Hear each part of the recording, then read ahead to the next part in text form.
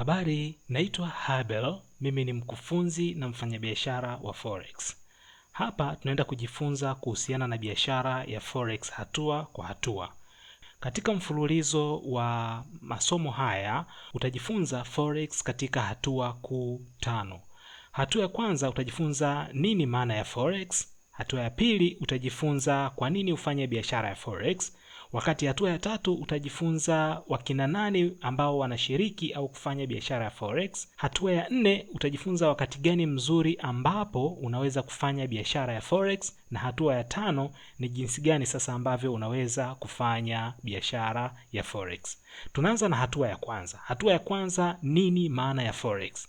Inawezekana umekuwa ukijiuliza kuhusiana na hii biashara ya Forex. Pengine umesikia kuona mitandaoni au popote pale watu wakizungumzia kuhusiana na hii biashara. Ni nini hasa? Forex ni neno ambalo limetokana na maneno mawili, neno foreign na exchange, likapatikana neno Forex. Kifupi huwa wanaita FX au currency trading. Ni nini hasa kinachofanyika kwenye biashara ya Forex? Kinachofanyika ni kuuza na kununua fedha za kigeni. Katika kuuza na kununua fedha za kigeni ziko namna kuu mbili ambavyo biashara inafanyika. Namna ya kwanza ni physical currency exchange. Hii ni ile njia ambayo watu wengi tunaifahamu, ni njia ya kawaida. Jinsi gani inavyofanyika ni pale ambapo unakwenda kwenye bureau de change au duka la kubadilisha fedha, unapokwenda bank, unapokuwa airport au sehemu ambapo unaweza ukabadilisha fedha za kigeni. Mfano, unabadilisha fedha ya Tanzania kwenda katika dola za Kimarekani au shilingi ya Kenya kwenda katika dola za Kimarekani. Hapa unapokea sarafu halisi na hakuna chat wala hakuna trading kama ambavyo inafanyika katika namna nyingine. Kwa lengo kubwa hapa ni matumizi, kusafiri, biashara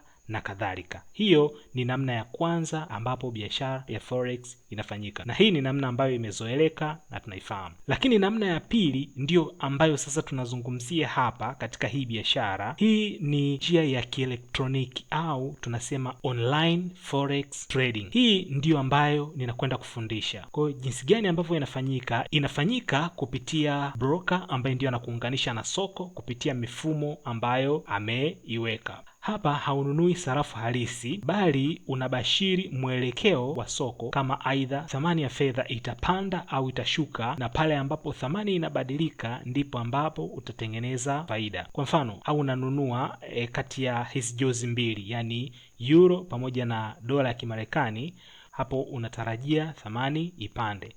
Lakini kama unauza, ina maana utakuwa unatarajia thamani ishuke.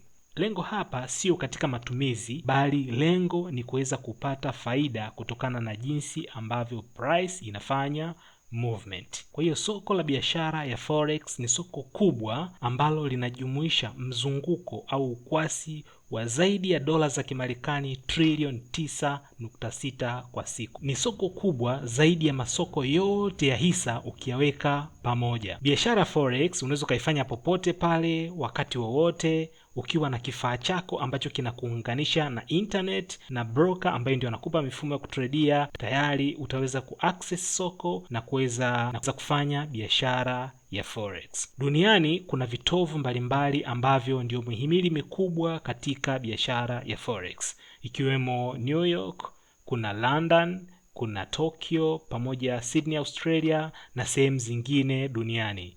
Kwa hiyo hakuna center moja ambayo inatawala au ina control soko la Forex, bali hivi vitovu mbalimbali ndiyo mihimili katika biashara ya Forex. Hebu tuangalie kidogo historia ya Forex. Historia ya Forex ni ndefu sana, kuanzia tangu wakati ambapo sarafu zimeanza au mfumo wa fedha umeanza.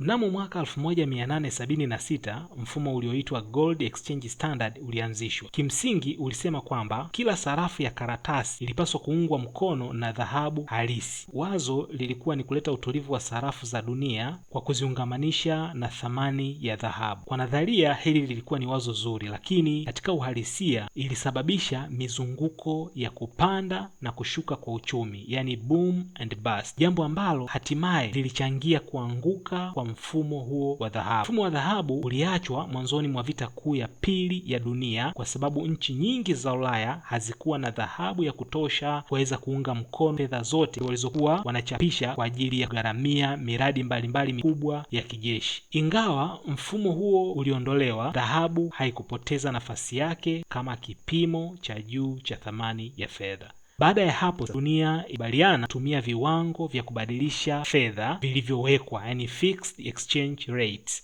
ambapo dola ya Kimarekani sasa ilichaguliwa kuwa sarafu kuu ya akiba ya dunia. Ndiyo sarafu pekee iliyokuwa inaungwa mkono na dhahabu. Mfumo huu ulijulikana kama mfumo wa Bretton Woods na ulianzishwa mwaka 1944.